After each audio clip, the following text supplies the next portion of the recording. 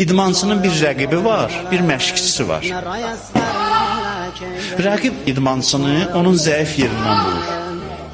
Bilsə ki, harası zəif yerdir, oradan vurur ki, onu məğlub eləsin. Ona qalib olsun.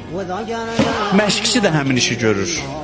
Məşqçi idmançını zəif yerindən vurur. Ne üçün? Məğlub eləmək üçün yox ki, onu qalib eləsin.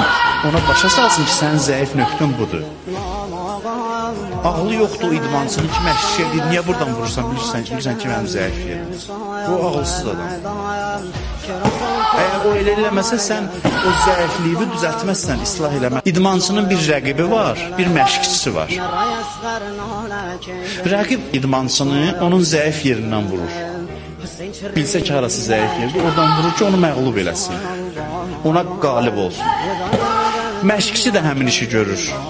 Məşqçi idmançını zəif